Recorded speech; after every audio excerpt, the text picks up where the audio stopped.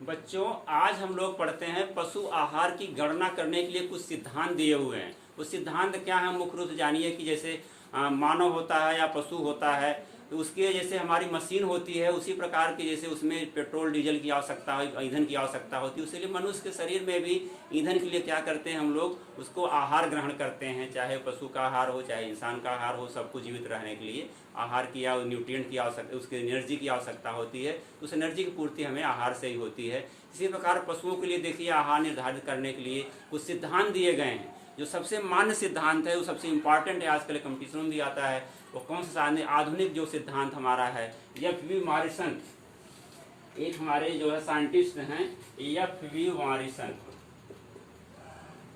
F.V. Morrison. ये इन्होंने, ये अमेरिका के थे, USA के थे, ये साइंटिस्ट USA के थे। और ये 1915 में इन्होंने एक सिद्धांत दिया था, जो पहले अमेरिका में तमाम प्रकार के साइंटिस्ट आए और सिद्धांत को वहाँ पर लागू किए थे। उसी आधार पर इन्होंने भी ये किया कि इसको इन्होंने लागू कर दिया। फिर ये मान्य नहीं हुआ तो इन्होंने 1956 में सिद्धांत और दिया, जिसमें इन्होंने एक सिद्धांत उसमें था DCP और TDN, DCP और TDN था। और उसके अलावा नेट एनर्जी भी थी, इसमें इन्होंने जोड़ा नेट एनर्जी, जानते हैं। इसके अलावा इन्होंने कैल्शियम और फास्फोरस को भी शामिल किया अपने उसमें, कैल्शियम और फास्फोरस को। तो देखिए DCP क्या होता है, डाइजेस्टिबल क्रूड प्रोटीन, यानी हमारे जो आहार में प्रोटीन उपलब्ध है वो कौन सी प्रोटीन है, कितनी मात्रा में है, उसका एक मानक निर्धारित होता है। 10 पॉइंट के 3 अंकों द्वारा निकाली जाती है, चाहे वो चारा हो या पशु के भार के अनुसार भी है, उसको निकाला जाता है DCP। और दूसरा है TDN, माने टोटल डाइजेस्टिबल न्यूट्रिएंट। TDN का मतलब होता है टोटल डाइजेस्टिबल न्यूट्रिएंट, यानी कुल जो है पाच्य तत्व ये होता है। और ये होता है पाच्य क्रूड प्रोटीन। और ये नेट एनर्जी कितना, उसको नेट एनर्जी मिल रही है। उसके अलावा ये हमारा कैल्शियम और फास्फोरस कितना है, इस आधार पर जो होता है इन्होंने मानक निर्धारित किया। और इन्होंने एक पुस्तक भी लिखा था, F.V. मॉरिसन ने जो पुस्तक लिखा था उसका नाम feeds and feeding, feeds and feeding, ये पुस्तक इनकी थी, बहुत चर्चित पुस्तक थी। ये सबके लिए एक समझिए कि एक गीता बन गई। पशुपालन में पशुओं का जो होता है आहार निर्धारण के लिए गीता का कार्य कर रही है। उसी आधार पर भारत में तमाम साइंटिस्ट भी कार्य किए और अभी भी ये अबूझ पहेली टाइप की है कि इसको कन्फर्म नहीं हो पा रहा है। इसके बाद हमारे जो भारत के साइंटिस्ट थे वो K.C. सेन, एक वैज्ञानिक रहे पशुपालक, जो आहार के न्यूट्रिएंट के विशेषज्ञ थे, K.C. सेन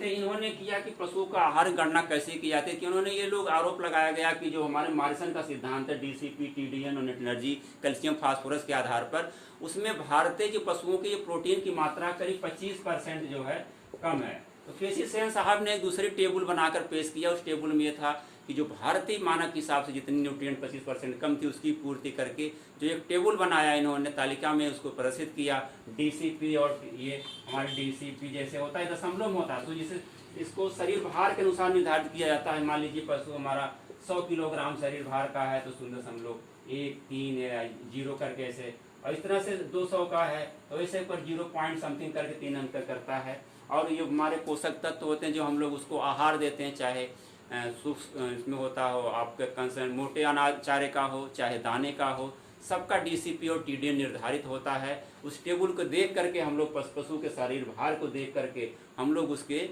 आहार के जो होते हैं निर्धारित कर लेते हैं। उसी हिसाब से उसको चारा और दाना दिया जाता है, जिससे पशु हमारा स्वस्थ रहता है और उत्पादन करता रहता है। तो ये हमारे मुख्य रूप से हो गए। इसके बाद अभी तमाम साइंटिस्ट हैं, NDRI जानते हैं करनाल में है, और यहाँ IVRI है, तमाम जो डेयरी फार्म है उस पर इस तरह की रिसर्चेज तमाम साइंटिस्ट करते रहे अभी तक, लेकिन कोई ऐसा जो सर्वमान्य फार्मूला नहीं हो पाया। तो मॉरिसन का ही सिद्धांत और K.C. सेन साहब का वर्तमान भारत में जो होता है यही मान्य है, इसी से पशु गणना की जा रही है। इसके अलावा जो पशु गणना करने के लिए कुछ और सिद्धांत है उसको हम लोग देख लेते हैं कौन कौन से हैं। तो जो हम लोग इसकी गणना करते हैं, जो इसके सिद्धांत सबसे एक पहले देखते हैं, पशु को हम लोग शुष्क पदार्थ देते हैं। जो उसकी गणना आहार की करते हैं शुष्क पदार्थ देखा जाता है। शुष्क पदार्थ इसको हम लोग ड्राई मैटर के नाम से भी जानते हैं, DM या ड्राई मैटर। ड्राई मैटर होता है शुष्क पदार्थ, इसमें जानते हैं पशु को ये शुष्क पदार्थ की आवश्यकता होती है, तो एक मानक निर्धारित है कि किस पशु को कितना शुष्क पदार्थ दिया जाए, जितना 24 घंटे में आहार दिया था। तो उसको जो होता है, जैसे मान लीजिए गाय को है, अगर 100 किलोग्राम दिया गया, 100 केजी की हमारी गाय है, 100 केजी शरीर भार पर उसको हम लोग क्या देते हैं, 2.5 केजी जो होता है डीएम देते हैं। और जो भैंस अगर है, ये गाय का हो गया, अगर भैंस हमारी है तो भैंस को देते हैं 100 केजी शरीर भार पर 3 किलोग्राम, 3 केजी डीएम देते हैं। क्योंकि जानते हैं भैंस की ज़्यादा चारा होता है, उसको ज़्यादा बल का आहार चाहिए, तो ये देते हैं 3 किलोग्राम, ये हो गया। उसके अलावा देखिए हमारे जो भेड़ बकरी होती हैं उसको हम लोग देते हैं कि 100 किलोग्राम पर कभी 3 किलोग्राम ड्राई मैटर देते हैं। जो बकरी होती है, बकरी और भेड़ के लिए 100 किलोग्राम पर 3 केजी देते हैं। और जो अगर बछड़ा है 100 किलोग्राम पर हम लोग 2 किलोग्राम ड्राई मैटर देते हैं। इस प्रकार सबका मानक निर्धारित है, उस हिसाब से ड्राई मैटर दिया जाता है। और नंबर 2 देखिए, इसके बाद हम लोग देते हैं कि जीवन निर्वाह के लिए कुछ उसको दिया जाता है, आहार दिया जाता है। जानते हैं आहार एक चारे से केवल उसकी जो शरीर की आवश्यकता की पूर्ति नहीं हो सकती है, तो हम लोग कुछ उसमें देते हैं। नंबर 1 ड्राई मैटर हो गया, दूसरा हो गया जीवन निर्वाह या बॉडी मेंटेनेंस के लिए हम लोग इसको देते हैं। तो बॉडी मेंटेनेंस के लिए उसमें दाने की आवश्यकता होती है। तो जीवन निर्वाह के लिए अगर पशु कुछ भी नहीं कर रहा, उसको बता चुके हैं आपको, जीवन निर्वाह के लिए वो आहार होता है जो पशु का न कोई उत्पादक कार्य कर रहा हो, न दूध दे रहा हो, कुछ नहीं कर रहा हो, केवल उसके शरीर के मेंटेनेंस के लिए दिया जाता है और शरीर रक्षा के लिए दिया जाता है। जो उसकी टूट फूट होती रहती है उसके लिए पूर्ति करता है। तो सामान्य रूप से हम लोग 1 किलोग्राम जो होते हैं उसको दाना देते हैं। और अगर पशु ये हो गया, अगर भैंस को क्या करते, गाय को 1 किलोग्राम और भैंस को 1.5 किलोग्राम दाना ये जीवन निर्वाह के लिए दिया जाता है। तो जीवन निर्वाह के अलावा देखिए हम लोग क्या करते हैं, उसके उत्पादन के लिए अगर बैल है, बैल को भी हम लोग 1.5 किलोग्राम देते हैं। सांड है, सांड भी कोई सर्विस नहीं कर रहा तो उसके लिए भी 1.5 किलोग्राम जीवन निर्वाह राशन दिया जाता है। अब देखिए यहाँ तीसरा आता है उत्पादन के लिए,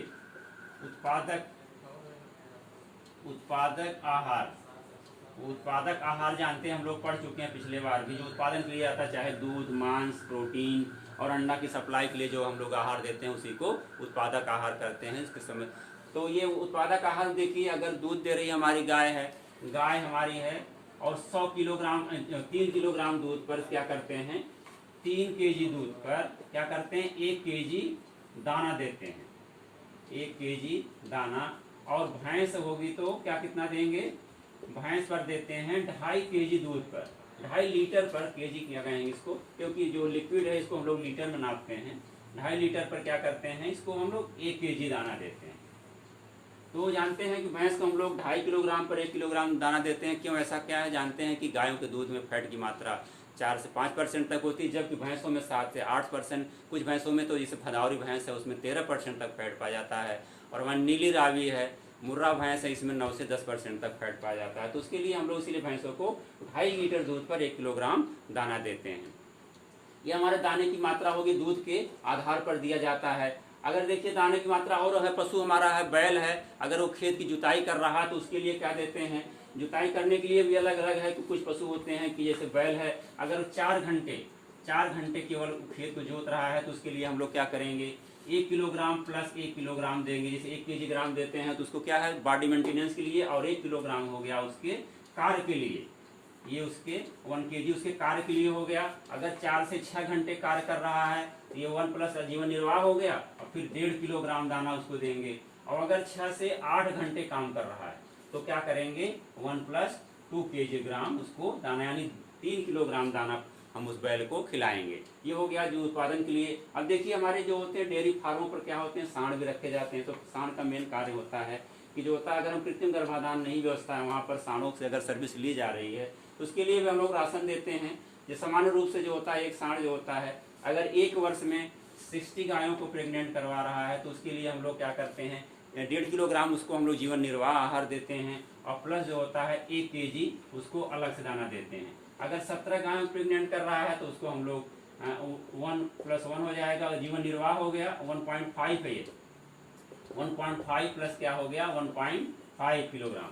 अगर वो समान रूप से जो होते हैं, सांड होते हैं हमारे 80 से 90 जो गायों को 1 वर्ष में गाभिन करते हैं, तो उनके लिए हम लोग जो राशन निर्धारित करते हैं वो होता है ये जीवन निर्वाह 1.5 किलोग्राम हो गया, और 2 किलोग्राम क्या हो गया उसके सर्विस के लिए देते हैं, क्योंकि वो प्रेग्नेंट कर रहा है तो उसके एनर्जी का लॉस हो रहा है शरीर से, तो उसकी पूर्ति होती है। तो इतना अगर राशन उसको मिल रहा है और हरा चारा और उसको देते रहते हैं दाना, तो जो सर्विस अपनी पूरी करता रहता है, उसके बॉडी पर कोई बैड इफेक्ट नहीं पड़ता। उत्पादक आहार हो गया। अब देखिए गर्भवती गाय होती है, उसके लिए हम लोग क्या करेंगे, जैसे भ्रूण का विकास हो रहा है, गर्भवती गाय को, ये गर्भवती गाय हमारी है या भैंस है, तो उसके लिए क्या करेंगे जानते हैं, उसमें भ्रूण का विकास हो रहा है।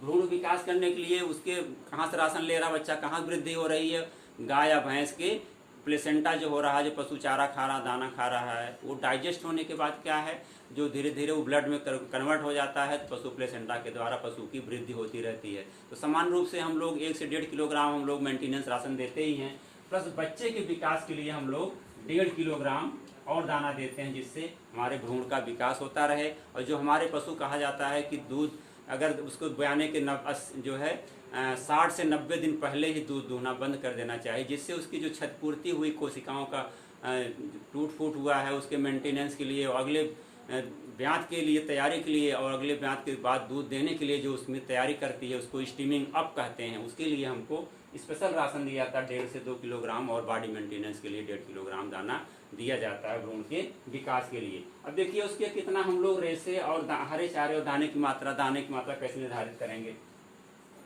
इसमें जो होता है रेसे की मात्रा, देखिए इसके मोटे हरे चारे और दाने की मात्रा, हरे चारे और दाने की मात्रा क्या करते हैं, समान रूप से क्या होता है, जो हम शुष्क पदार्थ होता है, उसके शुष्क पदार्थ जो ड्राई मैटर हमारा है, उसको हमको 2/3 भाग जो होता है ये इससे देना चाहिए, चारे से देना चाहिए, और 1/3 भाग जो होता है उसको दाने से देना चाहिए।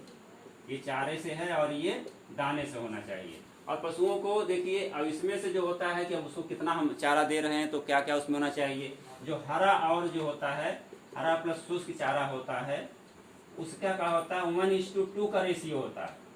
तो इस रेशियो में हम पशु को आहार देते हैं, ये हमारा हो गया। इसके अलावा देखिए हम लोग उसको कुछ खनिज पदार्थ भी देते हैं। आहार के अलावा खनिज पदार्थ कौन कौन से हमारे हैं, उसको देखिए उसके शरीर भार के हिसाब से वो भी निर्धारित किया जाता है। अगर पशु 100 किलोग्राम भार पर, देखिए पशुओं को नमक भी दिया जाता है, उसके शरीर में नमक की आवश्यकता होती है। नमक जानते हैं सोडियम क्लोराइड होता है, तो उसको एक नमक का चट्टा आता है, उसमें सेधा नमक बोलते हैं, पशु उसको चाटता है। अगर पशु में नमक की कमी होती है तो पशु देखिए अपनी पेशाब भी पीने लगते हैं, बैल होते हैं, सांड होते हैं, अपनी पेशाब पीते हैं, जान लीजिए उनके अंदर क्लोरीन की कमी है, तो उनको नमक चटाना चाहिए या देना चाहिए, खनिज पदार्थ देना चाहिए।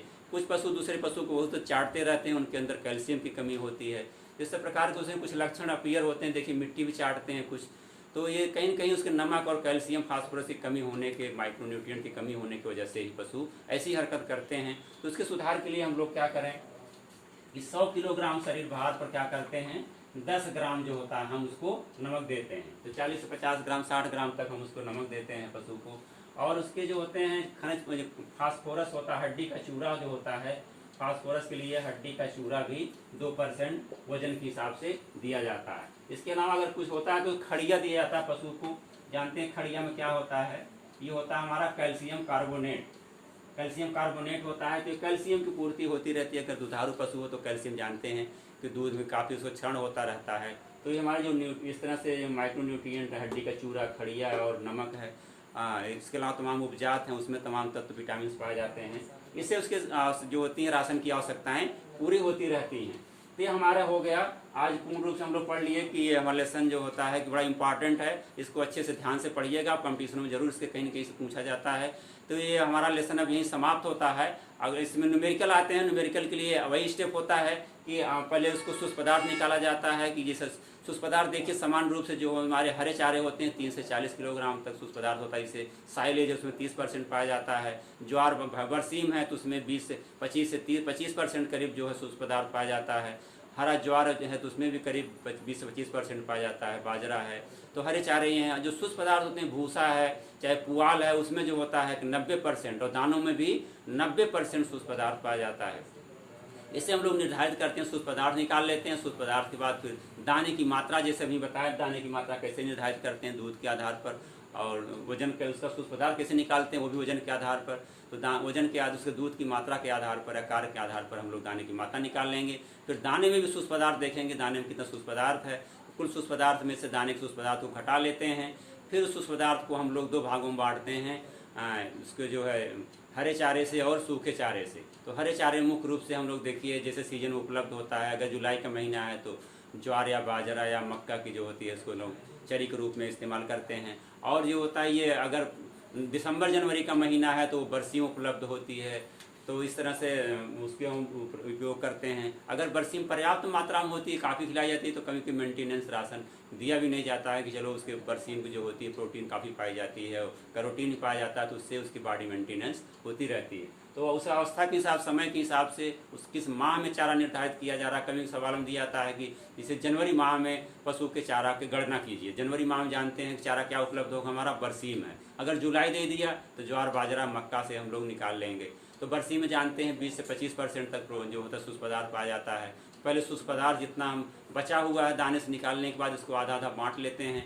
तो आधा बांटने के बाद जितना बचा हुआ सूक्ष्म पदार्थ उतना हम बरसीम से दे देंगे, और जो बचा हुआ है हिस्सा उसको हम लोग भूसे से दे देते हैं। उसके बाद फिर हम लोग निर्धारित करते हैं जो हमारा खनिज लवण होता है, खनिज लवण कितना देना चाहिए। मुख्य रूप से देखिए उसका भी एक सिद्धांत है। जो खनिज लवण हमारे हैं उसमें जो होता है दाना है, खल है और है उपजात। उपजात माने चोकर वगैरह जो है, जैसे इसमें चोकर चूनी है, चोकर और चूनी। और ये खल जानते ही हैं, खल हमारी होती हैं, सरसों की खल हो सकती है, बिनौले की खल हो सकती है, दाना कोई भी हो सकता है। ये 40% इसको करते हैं और 40% इसको करते हैं। और जो हमारे उपजात होते हैं चोकर चूनी जो होती है, ये 20% इसका हम लोग पूर्ति करते हैं पशु को। ये हमारा 40-40-20 के रेशियो में उसको दाने की पूर्ति की जाती है, तो जिससे पशु की जो आवश्यकताएं होती हैं वो पूर्ति होती रहती है। उसके अलावा बताया था अभी जो खड़िया और हड्डी का चूरा देते रहेंगे। तो ये हमारा लेसन यही समाप्त होता है। इसको अच्छे से आप लोग पढ़िएगा। अब ये पशु आहार यही समाप्त होता है। अगले लेसन के लिए हम लोग फिर मिलेंगे। धन्यवाद।